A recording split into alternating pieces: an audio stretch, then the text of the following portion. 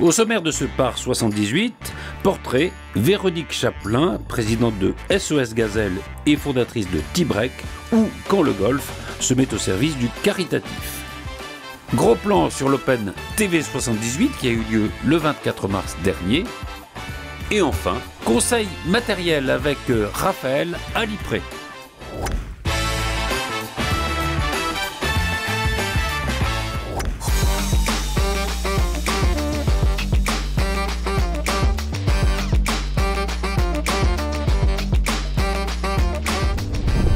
Nous sommes au Golf National de Saint-Quentin-en-Yvelines. À mes côtés, Véronique Chaplin, une Chénésienne. Alors Véronique, vous avez créé le T-Break il y a 26 ans. Eh oui. Expliquez-nous pourquoi. Eh bien, Qu'est-ce que le T-Break déjà? Alors le T-Break, c'est un rassemblement de sportifs de haut niveau, de toutes les disciplines, sur un terrain neutre, au profit de l'association SOS Gazelle. Et pourquoi l'avoir créé il y a 26 ans justement? Alors en fait, moi je démarrais ma carrière professionnelle chez Nike. J'étais une passionnée de sport et j'ai pu constater que le sport permettait vraiment l'ouverture sur le monde. Mais je travaillais aussi bien avec des sportifs prestigieux dans le tennis comme Agassi, des grands footballeurs, mais aussi d'autres champions qui étaient moins connus. Et j'ai voulu mettre tous ces champions à égalité sur terrain neutre. Il y a des sportifs peut-être qui vous ont parlé du T-Break, qui vous ont donné l'idée du T-Break, ou c'est vraiment votre propre idée? Alors en fait, il y a un champion d'Europe de triathlon qui arrive dans mon bureau, qui me dit « Véro, je n'en peux plus, ça fait 10 ans que j'ai pas mangé une frite, que j'ai pas de petite copine, etc. » Un mec super humainement. Et ça a fait tilt dans ma tête et je me suis dit, mais en fait, chaque sport est dans son côté. Toi, tu es joueuse de tennis et tu ne rencontres pas les autres champions d'autres disciplines. Donc, il faut que tu rassembles tous ces champions sur terrain neutre et que tu crées un événement multisport. Donc c'est sur un terrain de golf que ça se passe le T-Break. Pourquoi un terrain de golf? Est-ce que c'est un sport peut-être vecteur de certaines valeurs qui vous sont chères? Oui, le golf à l'époque, en 1992, ce n'était pas du tout démocratique et je me suis dit, je vais pouvoir faire découvrir le golf au plus grand nombre et notamment à des tas de sportifs. Je pense à Yannick Noah, Laurent Blanc à l'époque. Des sportifs qui connaissaient le golf quand même avant de vous connaître? Qui n'étaient pas golfeurs du tout. Mais j'avais une astuce, c'est qu'à côté de la compétition T-Break, je faisais une initiation et là, en loose day, ils s'entraînaient pour essayer de faire des bons résultats chez vous, c'est ça? De manière discrète. La première fois au T-Break et l'année d'après, comme ce sont des compétiteurs dans l'âme, ils revenaient et là, en fait, ils étaient très très forts et ils avaient découvert vraiment, ça c'est devenu l'amour du golf pour certains. Il y en a certains vraiment qui se sont mis à jouer vraiment tous les jours au golf suite au T-Break? Tous les jours, et quand je vois des gens comme Bogossian qui sont aujourd'hui négatifs, comme Noah, comme Alain Roche, comme Antoine Camboiré, comme des rugbyman, Brian, Simon Mannix qui a gagné le T-Break ici au Golf National. Oui, parce que le T-Break s'est joué au Golf National une fois. Oui, tout à fait. En fait, au départ, c'est une histoire d'amour quand même avec Roland Garros, il faut bien le dire. Moi, j'étais joueuse de tennis. Et au départ, l'histoire, d'où le nom du T-Break, c'est le jeu de mots entre le T du golf et le tie-break du tennis. En fait, j'ai été voir le directeur de Roland Garros et je lui ai dit vous êtes en concurrence les 4 tournois du Grand Chelem, ça serait top d'organiser un service aux joueurs et de les faire jouer au golf. Et c'est pour ça que ça s'appelle le T-Break Roland Garros. Et pour revenir au Golf National, oui, ça s'est joué en 2006 avec la victoire de l'international des All Blacks qui a joué -6 sur ce parcours. C'est énorme, énorme. Oui, parce que c'est l'un des plus compliqués au monde, ce parcours d'Albatros. Oui. Alors, le Golf National, mais également d'autres golfs dans les Yvelines ont participé au T-Break. Oui, l'idée en fait, c'est de faire découvrir aux jeunes et aux sportifs de haut niveau un maximum de golf en France et à l'étranger. Pendant le T-Break Roland Garros, bien sûr en Île-de-France. Et donc l'année dernière c'était à Bêtement, cette année c'est au Golf de la Vaucouleurs, mardi 22 mai. Et donc on leur fait découvrir un maximum de super parcours, dont le national. Il y a également une vocation associative, vraiment cette journée. Vous faites venir des jeunes, des enfants de Trappes, on va y arriver, on est dans un virage. Alors des jeunes de Trappes notamment cette année? Oui, en fait si tu veux, dès que j'ai vu cet engouement la première année année, en 1992, avec la victoire de Vitas Gerulaitis, on avait le champion de France de golf, une aura, les médias, etc. Un succès fou. Je me suis dit, ça ne doit pas s'arrêter à un rassemblement de sportifs. Il faut qu'il y ait une cause qui soit plus grande, celle des enfants. Et donc, j'ai aidé des associations de sportifs de haut niveau jusqu'à ce que le basketteur Boris Dio me dise, Véro, tu crées ta propre assoce parce que tu es trop fédératrice. Donc, on se mettra derrière toi. Et donc, on a créé SOS Gazelle qui grandit depuis 13 ans maintenant. Et l'idée, c'est de développer l'éducation par le sport et la santé en France et en Afrique. Et donc, tous les ans, sur le golf, on est à peu près la seule à mettre un bordel comme ça à côté de la une bonne compète. ambiance. Ah bah, c'est de la folie. À côté de la compète de golf, tu as un ring de boxe, une piste d'athlétisme, un terrain de tennis. Bon, les enfants passent un une terrain super de- journée. Voilà, on invite des jeunes des Yvelines, Trappes cette année, comme tu l'as dit, Versailles, etc. Mais ils sont encadrés par les champions du monde, médaillés olympiques. C'est l'éclate. Et puis, tu as les grands qui viennent en fin d'après-midi rejoindre les jeunes sur le ring de boxe en général. Voilà. Alors du coup, comment ça se passe avec les jeunes quand ils voient ces grands sportifs en face d'eux? Ah bah c'est les yeux illuminés, plein de bonheur, des rires, mais surtout on les suit, nous, d'année en année, et ils ont des souvenirs qui sont gravés dans leur mémoire de manière absolument incroyable. Puis ce qui est bien aussi, c'est que quand tu vois ces grands champions qui sont des vrais enfants et qui ont aussi des étoiles qui brillent dans les yeux, bah c'est que du bonheur, vraiment que du bonheur. C'est du gagnant-gagnant, vraiment? Totalement, mais franchement, ils viennent avec grand plaisir, ils participent, ils s'amusent, ils font les pitres, tout en passant des messages sérieux sur... Il y a le golf, il y a le sport en général, mais il y a l'éducation, la santé, tu vois. Et ils passent des messages aux gamins d'être ponctuels, de bien s'alimenter, de bien respirer. Et ça, les gamins, ils s'en souviennent parce que ça vient de la bouche d'un champion du monde ou d'un médaillé olympique.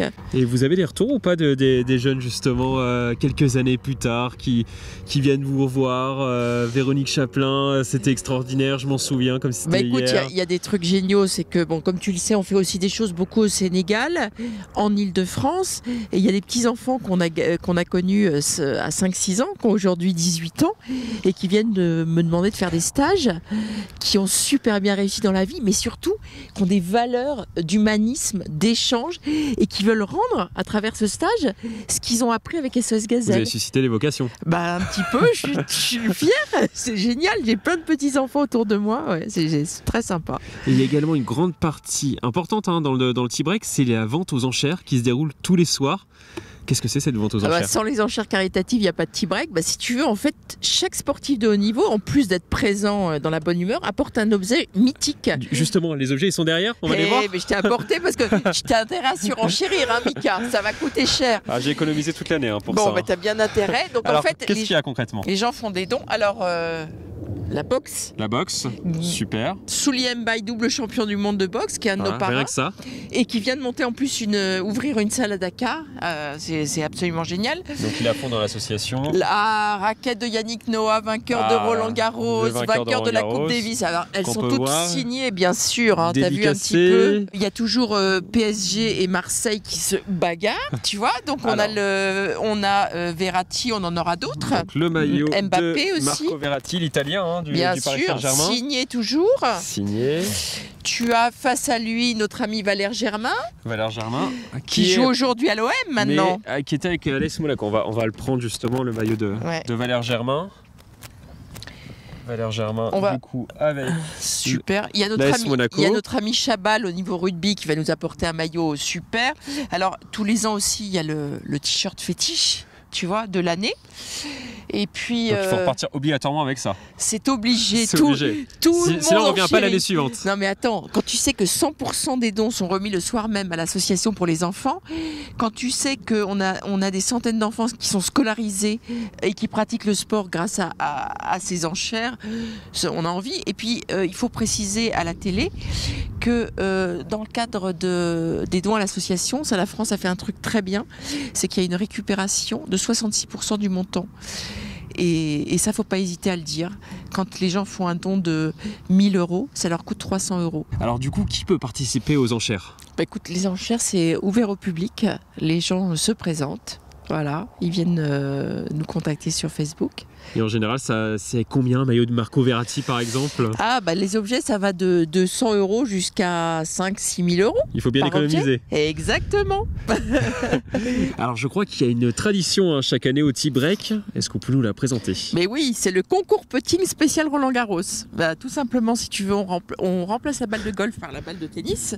Mais la balle de tennis... C'est plus gros, logiquement, c'est plus simple. C'est plus gros, il n'y a aucune trajectoire. Ce qui fait que tous nos amis pros de golf, qui viennent d'ailleurs tous les ans bénévolement, il faut les remercier parce que sont fous. Parce que chacun a 3 essais, les gamins, les sportifs, les néophytes. Et ceux qui gagnent, tu vas voir, c'est toujours les débutants. On va tester? Ah, on va tester.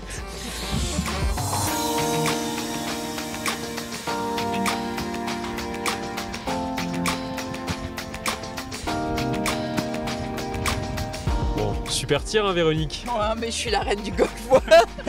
Qu'est-ce que tu veux? Je peux pas être championne puisque ils me prennent tout mon temps à l'organisation et à la sauce. Mais l'année prochaine, je joue le tea break. Merci beaucoup, Véronique, pour cette session et toutes ces explications par rapport au tea break.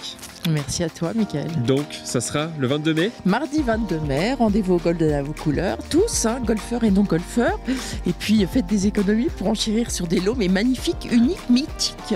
Et qui vont en plus prendre de la valeur et qui vont rendre des centaines d'enfants heureux. Faut pas l'oublier, voyez. Et moi, je vais économiser hein, pour participer aux enchères. Bah, je compte bien sur Merci toi. Merci beaucoup, Véronique. Il y a le maillot de l'OM. Je sais que tu aimes bien l'OM. On peut le dire? On peut le dire. On peut le dire, d'accord. À bientôt à et bon bientôt. courage pour l'organisation. Merci beaucoup.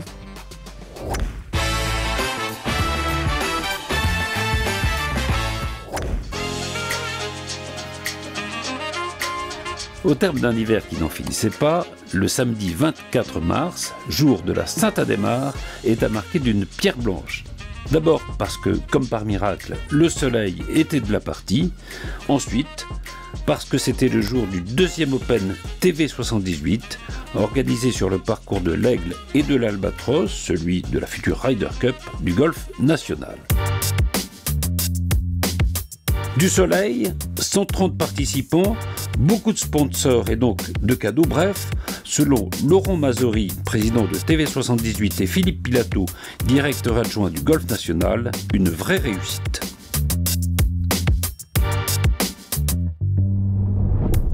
Je suis en compagnie de Laurent Mazori, président de TV78, et de Philippe Pilato, directeur adjoint du Golf National et du site du Golf National. Nous sommes le 24 mars et a eu lieu aujourd'hui le deuxième Open TV78 Saint-Quentin en Yvelines. Laurent, ça a été encore une réussite puisqu'on est au soir de cette compétition, donc on peut le dire. Hein. Une grande réussite, beaucoup de participants, une météorologie favorable, des partenaires actifs.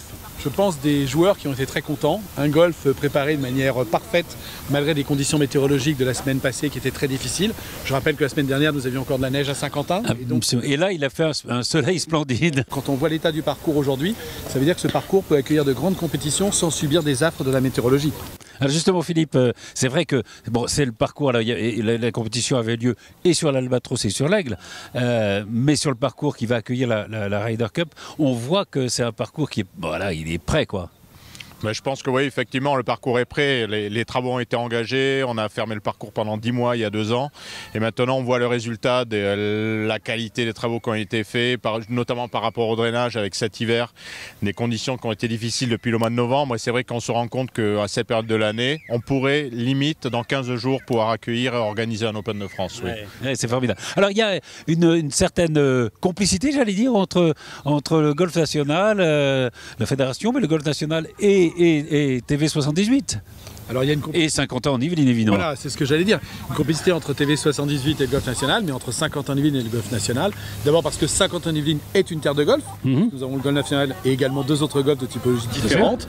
Une volonté également d'intégrer le golf auprès du plus grand nombre, puisqu'un vrai travail a été effectué avec les scolaires et les enfants et les écoles, mais également les entreprises.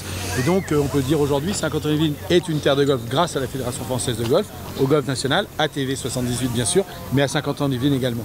Rappelons que Paul Armitage, vous le rappeliez, fait une émission en anglais sur TV78. Il y aura un Open l'année prochaine, un Open TV78 50 ans en Yvelines? Oui, tout à fait, parce que c'est la volonté de TV78 d'inscrire cet événement dans le calendrier des événements récurrents, mais c'est également la volonté, et j'ai l'accord déjà des élus et du président de Saint-Quentin-Yvelines pour qu'il y ait une édition numéro 3. Édition numéro 3 qui, je l'espère, cette fois-ci permettra également aux entreprises d'être présentes.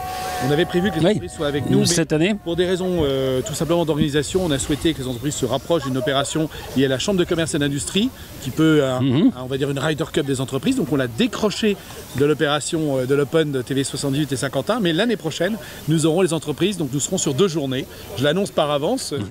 Philippe, un mot justement sur le parcours de l'Albatros. Il va fermer fin mai?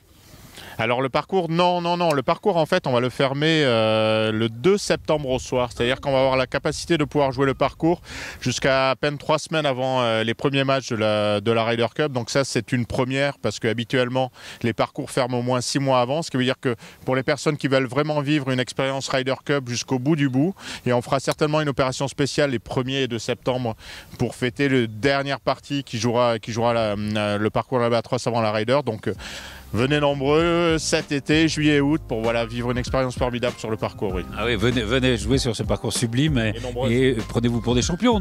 Merci beaucoup Laurent Mazori, merci beaucoup Philippe Pilato, et donc à l'année prochaine. À l'an prochain. À l'an prochain.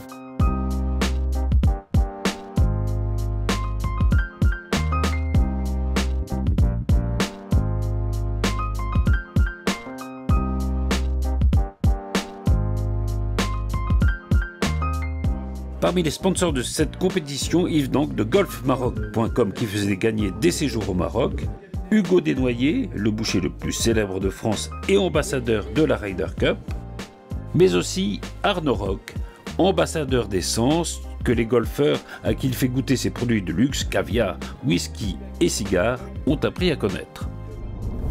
Une des grandes attractions de cette compétition de TV78, c'est le stand d'Arnaud Roch, ambassadeur d'essence.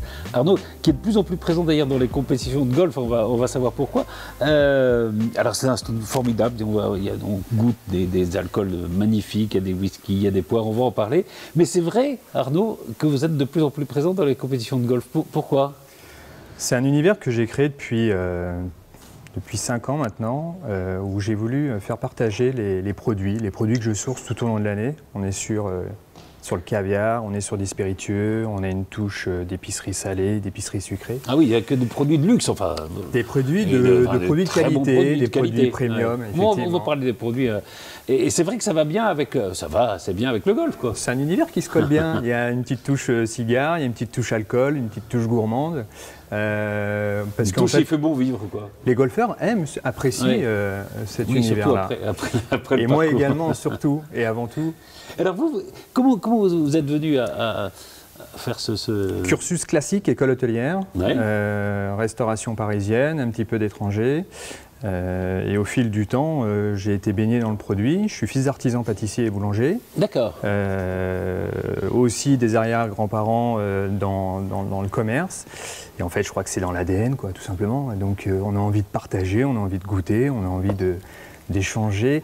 Et ce qui est intéressant, c'est de sourcer le produit. C'est d'aller... oui, de savoir d'où il vient. Vient. Et alors, il y a des produits absolument fantastiques. Et justement, comment vous les repérez vous-même et comment vous choisissez ce que vous mettez en vente? Il y a des choses sur lesquelles que j'ai rencontrées durant mon cursus professionnel. Ouais. Donc ça, c'est un premier point. Puis le deuxième point, aujourd'hui, j'ai cette volonté d'aller chercher, d'avoir un coup d'avance. Et c'est la magie des rencontres. Donc c'est l'ami qui me dit j'ai un producteur en Aveyron qui fait des terrines de cochon de cul noir, j'ai un spiritueux comme Michel Couvreur qui est une très belle histoire. Alors, il y a par exemple du whisky français. C'est un distillat qui vient d'Écosse. Distillé en Écosse, mais c'est rapatrié en Bourgogne avec des fûts de Xérès qui viennent d'Espagne, qui ont une vraie richesse, un ADN, et en fait on les fait vieillir en Bourgogne et ça donne des whiskies d'une gamme. Alors il y a à peu près une douzaine de whiskies dans cette gamme. Et c'est la magie de l'ADN du bois qui va donner ce résultat. Je dis ça parce que c'est ça l'attrait de ce que vous faites, c'est qu'on va découvrir des produits que, voilà, sauf à être un grand connaisseur, on ne trouvera pas ailleurs, quoi. On le trouve dans les bonnes On peut épiceries. trouver, mais enfin, il bien faut sûr. chercher, quoi. Enfin, parce que là, ils sont tous sous Moi, nos yeux. l'idée, c'est de trouver, en fait, voilà. Après, il y a encore d'autres produits que certainement que je n'ai pas encore rencontrés. Il y a des choses sur lesquelles je ne me détacherai jamais parce que j'aime ce produit-là et je sais que ça plaît. Et puis, de temps en temps, il y a des petits coups de cœur, il y a des petites choses éphémères qui font le côté surprise. Parce qu'on m'attend aussi. Oui. 70 dates à 75 dates sur les Golf par an.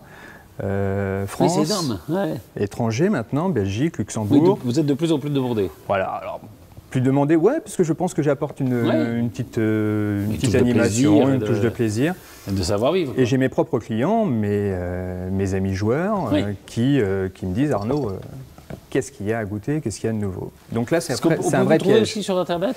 J'ai mon site internet, ambassadeurdessence.com, où on retrouve essentiellement l'ensemble de mes produits, la gamme caviar, les spiritueux, et cette épicerie fine qui là aussi est un puissant fond. Voilà, alors il ne faut pas trop que les gens du CSA... à boire. Mais enfin, il y a du caviar. Le caviar, on a le droit à boire avec modération, et puis la fumée avec beaucoup de modération. Alors on peut justement faire cette petite remarque, c'est de la dégustation. Oui, donc, vous faites de la dégustation. On est uniquement sur la dégustation. Bien sûr. Donc, et puis les gens qui veulent acheter pour chez eux, ils peuvent le faire naturellement. Après, je ne suis pas maître de ce qui se passe après. Ils font ce qu'ils veulent. C'est génial. Et là, donc toute l'année, on peut vous voir dans les compétitions sur tous les Golfs de France et aussi un peu à l'étranger. Une bonne partie. Ça représente 70 dates. 70 dates, ça représente. J'accompagne des compétitions de sociétés, des sociétés des événementiels également qui organisent pour des sociétés, là pour le coup. Et puis ça peut être la compétition du dimanche dans un club privé. Voilà. Il suffit de vous appeler et puis vous voyez si c'est possible. Voilà. Et ça fait plaisir aux gens qui font les compétitions. Et puis voilà, ils peuvent ramener des magnifiques produits chez eux. Merci beaucoup. Merci Patrice, au plaisir.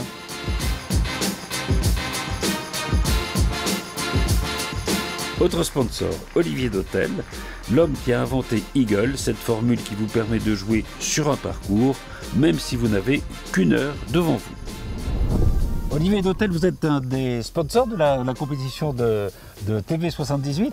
Vous êtes le cofondateur de Eagle. Est-ce que vous pouvez nous dire en quelques mots ce qu'est Eagle et à quoi ça sert, à qui ça s'adresse? Absolument. Alors Eagle, c'est le premier service de paiement du golf au trou. Notre objectif est d'aider les joueurs à jouer plus souvent, notamment les golfeurs entre 25 et 50 ans qui n'ont plus le temps de jouer régulièrement. Golf, hein, exactement, pour des questions de pression familiale, de famille ou de travail. Donc c'est une application qui est gratuite, que vous téléchargez sur les stores et qui vous permet d'aller jouer sur un parcours et de ne payer que les trous que vous allez jouer réellement. J'ai le temps de jouer 5 trous? Je vais les faire, je paye 5 trous. Exactement. Et alors, il y a combien de golfs en France sur lesquels on peut jouer? Alors, il y en a déjà 70, dont le golf national où nous sommes aujourd'hui. Chaque semaine, on a de nouvelles demandes. C'est vraiment, je pense, un nouveau moyen de consommer le golf et surtout un moyen de s'adapter au mode de vie moderne. Le golf est un sport ancien qui ne s'est pas adapté dans le temps. Nous, on essaye de l'adapter et de l'apporter à la dimension des joueurs. C'est vrai que le 18 trous, bientôt, ça sera peut-être un souvenir. Mais en tout cas, c'est vrai que c'est une adaptation au mode de vie moderne, quoi. Exactement. Et on paye le nombre de trous qu'on fait. Exactement. Et aujourd'hui, nos joueurs jouent en moyenne 7 trous, 1h15, plutôt en solitaire jusqu'à présent et en fin de journée après le travail. Voilà, c'est bien. Oui, dès qu'on a un petit moment, on va sur le site, on réserve et comme ça, après on paye avec l'application. On paye directement avec l'application comme Uber. Comme Uber. Voilà, l'application va calculer le nombre de trous que vous jouez et vous payez directement sur l'application. C'est un peu le Uber du golf, mais ça s'appelle Eagle et c'est Olivier d'Hôtel. Merci beaucoup. Merci Patrice.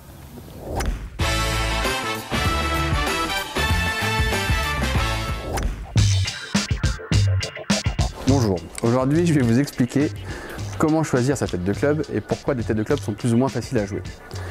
Si on prend donc la tête de club qui va être prépondérante pour la jouabilité, on va avoir des têtes de club qui sont déjà plus ou moins fines. En général, les têtes de club fines comme celle-ci, en exemple, ont un centre de gravité assez haut dans la tête, donc vont produire des trajectoires basses.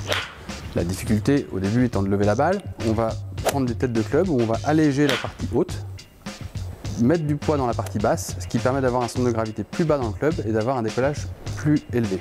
C'est très important. Ensuite, on parle beaucoup dans les clubs de golf de MOI, de moment d'inertie. Qu'est-ce que le MOI? On regarde comment le club réagit lorsque vous n'allez pas frapper en plein centre. Le club va du coup pivoter lorsque vous allez taper en pointe ou en talon et vous allez perdre de la puissance. Sur un club qui n'a aucune répartition de masse, comme celui-ci, qui est un club très difficile à jouer, la zone d'impact idéale va être très réduite. Lorsque vous allez décentrer de cette zone, tout de suite la balle va perdre beaucoup d'énergie et beaucoup de vol de balle. Si on prend un club comme celui-ci, où on s'aperçoit qu'on a enlevé donc le poids du haut pour le descendre, donc une semelle un petit peu plus large, c'est ce qui permet d'avoir un centre de gravité bas, mais surtout ici on a des matériaux qui sont beaucoup plus lourds en pointe et en talon du club. Ceci permet de donner de l'équilibre au club, ce qu'on appelle de l'inertie. Donc mon club va moins pivoter lorsque je vais décentrer ma frappe. C'est ce qui permettra donc aux joueurs de pouvoir ne pas trop perdre sur un coup qui va être légèrement décentré. Donc ces clubs-ci sont beaucoup plus préconisés pour des joueurs débutants ou en phase de progression. Un très fort joueur pourra jouer avec ce type de club parce que lui, son centrage sera plein centre et donc il pourra travailler aussi ses trajectoires un peu différemment. Maintenant, il est vraiment préconisé dans un premier temps de passer sur des clubs faciles à jouer avec du poids sur les côtés, une semelle large, ce qui permet de lever la balle et d'avoir moins de déperdition sur les coups décentrés. En hauteur de balle, c'est mieux, parce que tu vois ici, là j'ai la hauteur de ta balle à chaque fois. Donc en général, les très bons joueurs ont une bonne vitesse et un angle d'attaque assez direct sur la balle, donc ont des capacités de faire voler la balle, donc ils n'ont pas besoin d'aller chercher cette semelle large, mais au contraire, eux, ils veulent des semelles plus fines pour pouvoir plus travailler les effets dans la balle, même si on peut aussi les travailler avec cette tête-là, on le travaillera encore plus ici. Et il est vrai qu'ici, on aura de très très bonnes sensations. Ici, on va enlever un peu de sensation pour donner de la tolérance. C'est un peu le jeu du chat et de la souris sur les têtes de club. Plus mon club va être tolérant, entre guillemets, moins il y aura de sensations. Et plus je vais aller chercher de sensations, moins j'aurai de tolérance. Donc le tout est de faire le bon compromis. Et en tout cas, lorsqu'on débute, de prendre des clubs faciles à jouer pour avoir un maximum de réussite.